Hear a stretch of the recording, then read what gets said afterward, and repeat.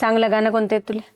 गाणं गा. एक प्यार का नगमा है मौजों के रवाने है जिंदगी और कुछ भी नहीं तेरी मेरी कहानी है. तर तुमची खुशी पाहून मलाच आवड राहिली तर आले. नाही, खुशी आहे आम्हाला इथं, मस्त आनंद आहे. खुश एकदम. कुठं जाऊन गेलं तर या वाटते लवकर. 5 पोरी, पोरग, नातू पुतू, काय वाण आहे का? पण कोणी ठुंगत नाही पुसत नाही, त्याला काय करायचं आहे? तरुणपणी माणूस डॉक्टर असतो, इंजिनियर असतो, ऑफिसर असतो, पण म्हातारपणी माणूस फक्त म्हातारा असतो. मी आलेली आहे नागसेन मानकर वृद्धाश्रम येथे. हे वृद्धाश्रम हर्सूल येथे दिग्रस तालुक्यात असलेलं महेंद्र मानकर यांच्या परिश्रमातून हे वृद्धाश्रम साकारलं. इथं काय होतं, मुलाबाळांनी टाकून दिलेले म्हातारे कसे राहतात हे आपण बघणार आहोत. खरं सांगायचं तर इथं जाताना दुःख होते. एक गांधीजींचं उद्घाटन करताना गांधीजी म्हणाले होते, मी वृद्धाश्रमाचं उद्घाटन करायला जरी आलो असेल, पण जेव्हा हे बंद होतील तेव्हा मला आनंद होईल.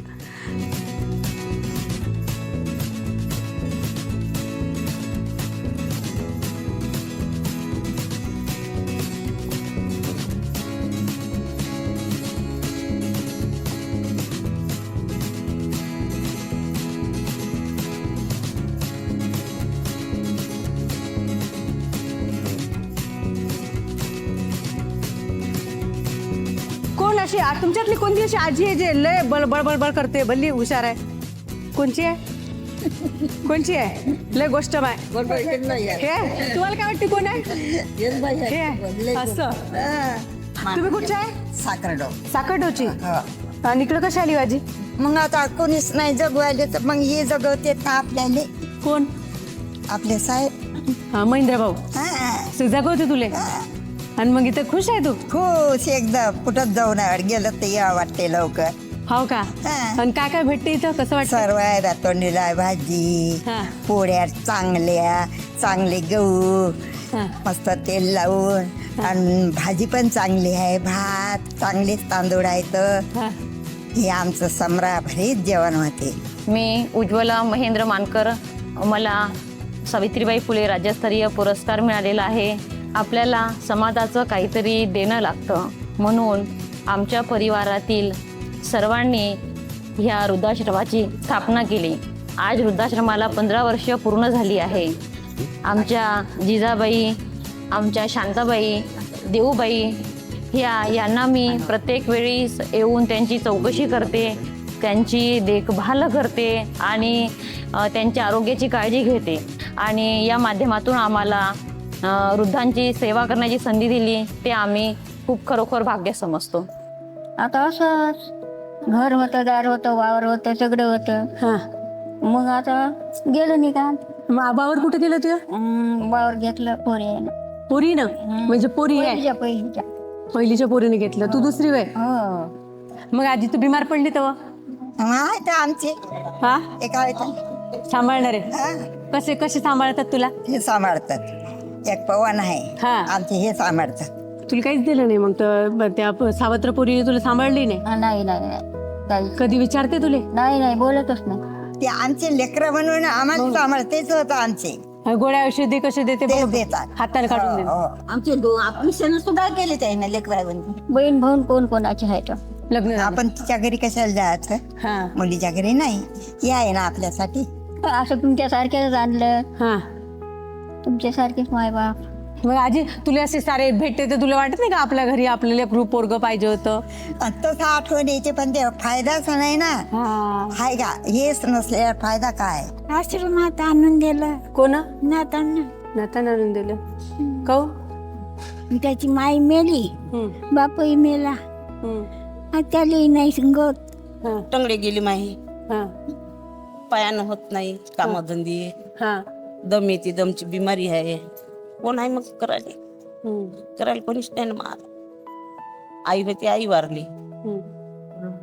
मध्ये नाही घर. मग आली. हो. तुला पोरग नाही? नाही, पोरं वारले, 3 पोरं वारली. सुनाई वारल्या. सुनई वारल्या. आणि मग तो याचा माणूस हा? तो- वारले ना माझं 20 वर्ष झाली म्हणाले तुला हो का? वारले 20 वर्षापासून मग तू मग आता तुला सांभाळायला कोणीच नाही. नाही आता नाही म्हणता येत आमच्या पोर. मग आता तू एकटीच राहिली. हो आणि नातू तुया हो नातवानी इथं आणून ठेवलं. हो. पोरीनं पोरगी आहे एक. हो. इथं आणून ठेवलं पोरी. हे लोक आमच्यावर ध्यान ठेवणारे चांगले आहे. मास्तर बी बाबू बी मस्त माणसं आहेत. हो. पोरीनं तिच्या नवऱ्यानं म्हणलं घालतोय माईला आश्रमात नेऊन, घालतोय माईला आश्रमात नेऊन. मग जात का बाई? तो हो म्हणलं बाई जात. मग काय करतो एवढं परपंजा जमा करून काही फायदा आहे का आमचा? काही फायदा नाही. त्या आश्रमात हवं म्हणून हवं. एवढे परपंजा 5 पोरी पोरग नातू पुतू काय वाण आहे का? पण कोणी ठुंगत नाही पुसत नाही त्याला काय करायचं आहे? मग आपलं हे बरं ना. गोष्टी करते महेंद्र भाऊ, येते तुमच्या संग बोलते. हो येत असतात कोण्या बारीनं येतात माझ्यावर येऊन बसतात. जागजागी लक्ष करतात आमच्यावर. दुःख सुख झालं तर रक्ष करतात. सर्व गोष्टी आनंदाच्या आहेत. हो. येतात लग्नाला येतं ते येतं पाय करता येतं येत त्याची चक्कर आहे ना 8 दिवसाला आपण काय चक्कर येतात. खा प्यायची सोय दवाखान्याची सोय मस्त करते. तर तुमची खुशी पाहून मलाच आवड राहिली तर आले. नाही खुशी आहे आम्हाला इथं मस्त आनंद आहे. हो का? हो. जेवण खावण राहीन मस्त. 2 टाइम जेवण 2 टाइम चहा नाश्ता बिस्किट खोबऱ्यात तेल निरमा साबण सबन आहे. सबन आहे. हा. नाही किती खाऊ घातलं तर काही फायदा नाही. नाहीतरी काय फुका जन्मला एक तरी असू दे अंगी कला. ते कला आहे त्याच्या अंगात आश्रमात वागवण्याची याची त्याची म्हणून चमकते माणूस. नाही तर किती पैशाने चमकत नसते. लते कपडे भेटते सर्वच भेटते इथं. सर्व आनंदाच्या गोष्टी आहे. आपलं जीवन त्याच्याच भरोश्यावर आहे ना. मग चांगली माणसं आहे आणि सुशिक्षित आहे. त्याने पुण्य वाटून घेतलं आश्रमातलं आणि हे सगळ्यालेच नाही साधत. त्याला भाग्य पाहिजे असते. ओलादी खाली भेटते, ओलादी राहिली भेटते. आणि ते आहे म्हणून हे बी जगत आहो आम्ही समजा. कारण त्याच्या अंगात प्रेम आहे, आपुलकी, हिडहिडपणा नाही, काही नाही. माणसं चांगले आहे, विचारपूस करते, सर्व करते. काय चालू आहे काय नाही, काही भेटते का, काही नाराजी आहे का, चालू राहते. खरं तर वृद्धाश्रम हे नकोच, परंतु बरेच असे निराधार आपल्या मायमाऊली असो वडील मंडळी असो त्यांच्या घरामध्ये कलामुळं त्यांना वृद्धाश्रमामध्ये येण्याचं काम पडते. खरं तर हे वृद्धाश्रम संकल्पना आमच्या परिवारात यासाठी आले की आमचे आई वडील जे होते तेव्हा आम्ही इथेच हर्सूलला राहायचो. तेव्हा आमच्या घरी पूर्ण म्हणजे एक 7-8 तरी वृद्ध आमच्या घरी असायचे. तर त्यामुळे आमच्या वडिलांची इच्छा होती की वृद्धाश्रम व्हावं आणि त्यानंतर या वृद्धाश्रमाची आज 15 वर्ष झाली आम्ही स्थापना केली. आणि या वृद्धाश्रमामध्ये आज आम्ही मागच्या वेळेस एक सुरू करताना एक जुन्या इमारतीमध्ये सुरू केलं होतं, परंतु आज एक भव्य इमारत झाली. आज सर्व आमचे जे वृद्ध असो, देवबाई असो, आमच्या शांताबाई असो, ह्या एकदम निराधार आहे आणि या वृद्धांना इथं सर्व प्रकारच्या सुख सुविधा आम्ही सर्व यांना देतो. जेवण्यामध्ये असो, यांचं मेडिकल चेकअप असो किंवा कोणती बिमारी असो, हे सर्व आमच्या परिवाराचे सर्वजण येऊन यांची देखरेख करतात. आणि त्यामुळं हे एक यांना सर्वांना एक अशी फॅसिलिटी देऊन एक आपण आपली बांधिलकी जपत आहोत असं आम्हाला वाटते. त्यामुळं वृद्धाश्रम ही जरी संकल्पना नको असली तरी परंतु आज निराधार जे आहे, निराश्रित आहेत, त्यांना नक्कीच अशा सहाऱ्याची गरज आहे आणि ती सर्व आम्ही आमच्या संस्थेकडून, आमच्या परिवाराकडून पूर्ण करतो. एवढं घरी नाही विचारत कोणी. माझं नाव पवन वाघमारे.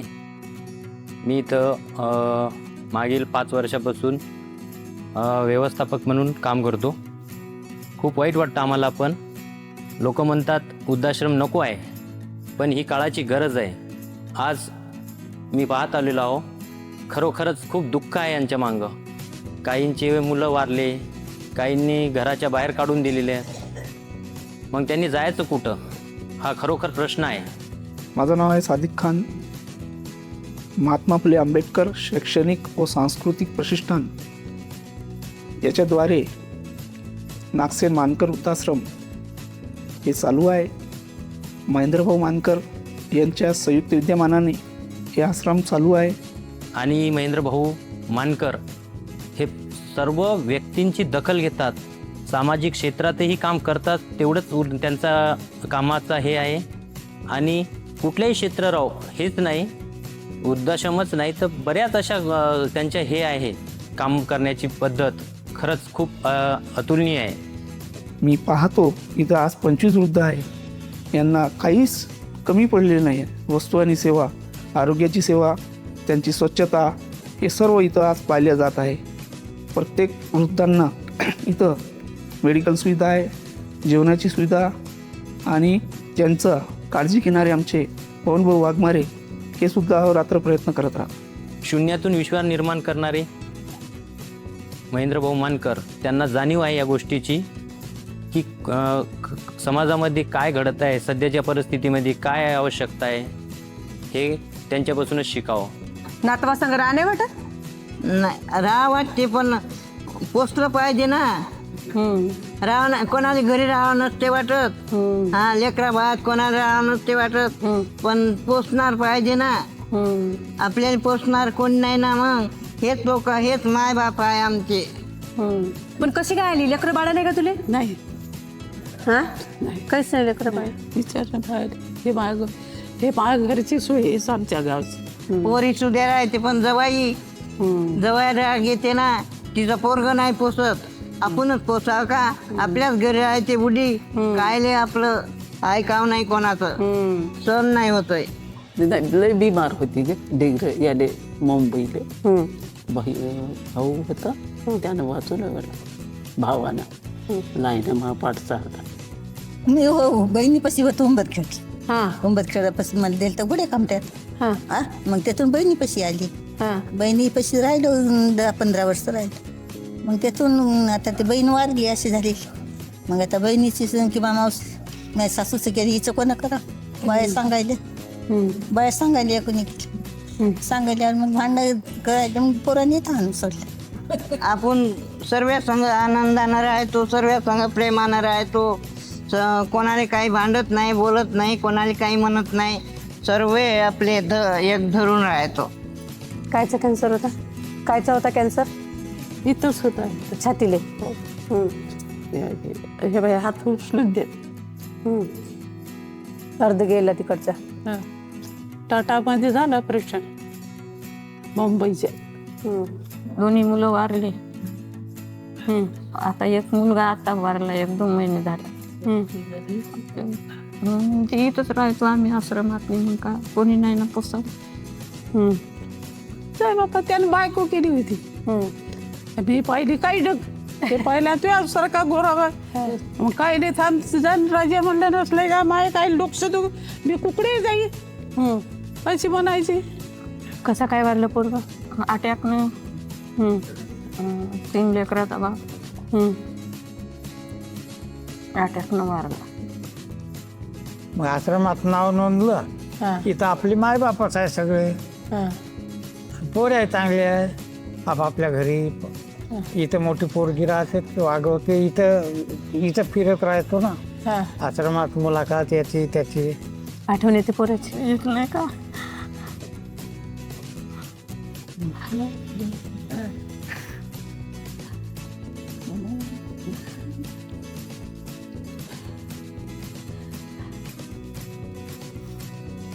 पहिले मला भजनाचा शौक होता. हा आता ते वयाच्या मानानं सोडून दिलं. कलाकारच होतो तेव्हा. हो का सुंदर कंजिरी वाजवत आपलं काम आहे. काय एक गेलेलं दिसते का? भास होते आवाज दिला आई आहे. हा भास होते. हो मला जे आठवण झालं बरोबर राहणार. म्हणून मग आता कोणाच्या भरोश्यावर जगा, कोणाच्या भरोश्यावर राहा. ते माणूस बी आपण असल्यासारखं आहे. त्याला कामधंदा होत नाही, मला कामधंदा होत नाही. होत तसंच एकदम हिरोच होतं हिरो.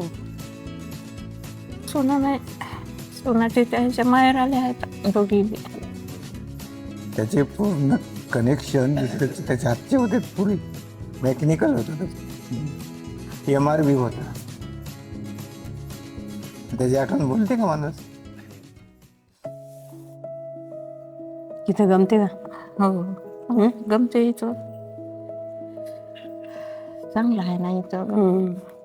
दम लागते हो का? दम भरून घेते. विचार केला तर नाही करत. विचारच आहे ना जीवनाचा आता. समोर चालून अजून आणखी. दो पल के जीवन है, एक उम्र चुराने है, जिंदगी और कुछ भी नहीं, तेरी मेरी कहानी है. नमस्कार मेरे किती बापरे, किती चांगलं गाणं म्हटलं तू. आणि हे गाणं मला कुठे शिकली तू? तिथं आम्हाला काय वावरात जायचं. हा काही ऐकलं जरा एक एखादा पोरग असो ढोरवर चालत राहते ते त्याला लय हरी घेते गाणे म्हणत राहते ते. तर कोणी आपल्या यातनी लावलं काय रेडिओ गिडू तर तिथं जाऊन आपलं उभं राहायचं ऐकायचे ते कडवे. या आजीने जिजाबाई भगत कॅन्सरवर मात केली. छातीमध्ये गाठ झाली आणि कॅन्सर सारख्या एवढ्या भयंकर आजाराला आजीनं हरवलं. नमस्कार, मी अमोल दयानंद कानिंदे. मी महात्मा फुले आंबेडकर शैक्षणिक व सांस्कृतिक प्रतिष्ठान हर्सुल या संस्थेमध्ये एक सोशल वर्कर या पदावर कार्य करीत आहे आणि या पदावर मी गेली 3 वर्षापासून कार्य करीत आहे. मी मिलिंद नागसेन मानकर, महात्मा फुले आंबेडकर शैक्षणिक व सांस्कृतिक प्रतिष्ठान या नावाने आमचे वडील नागसेन मानकर यांनी या संस्थेची स्थापना केली. समाजातील गरजू आणि ज्या वंचित राहिलेला जो घटक आहे त्यांची सेवा करावी आणि त्याच संकल्पनेतून त्यांनी वृद्धाश्रम या ठिकाणी स्थापन व्हावा असा विचार व्यक्त केला आणि या वृद्धाश्रमाची 15 वर्षापूर्वी आम्ही स्थापना केली. कार्य एवढंच आहे की तालुक्यातील आजूबाजूच्या पूर्ण खेड्यापाड्यात जाऊन तेथील सरपंच असो, पोलीस पाटील असो किंवा तेथील प्रतिष्ठित नागरिक असो यांच्यासोबत चर्चा करायची.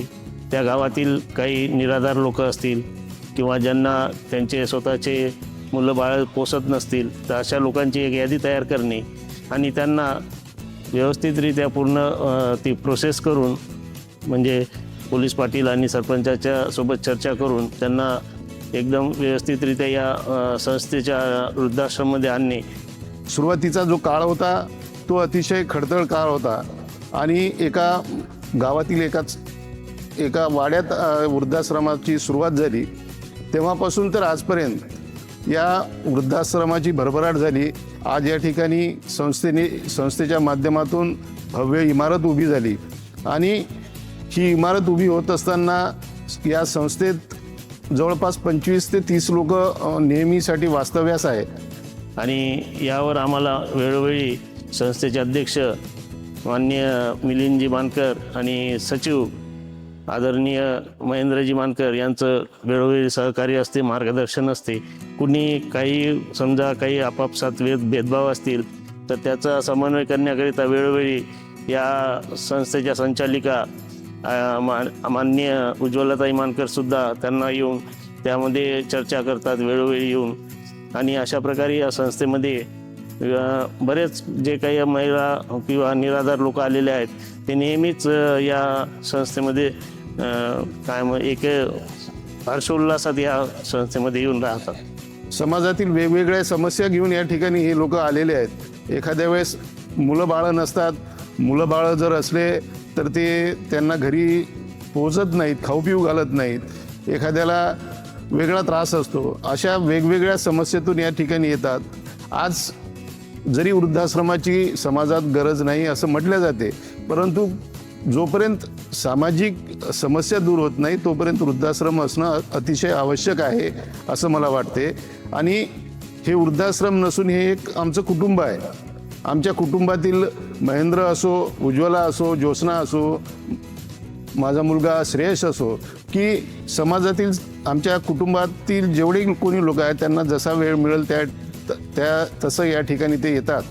माझे मेवणे अमोल कानिंदे हे या ठिकाणी सामाजिक कार्यकर्ते म्हणून ते आहेत, ते सुद्धा या ठिकाणी वेळोवेळी येतात.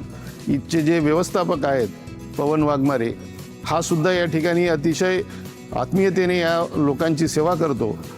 जे काही या ठिकाणी प्रवेशित लोक आहेत त्यांची आम्ही घरच्या कुटुंबासारखी सेवा करतो. या ठिकाणी आल्यानंतर आम्हाला ऊर्जा मिळते आणि त्या ऊर्जेतून आम्ही पुढील सामाजिक कार्य करण्यास कटिबद्ध आहोत. धन्यवाद.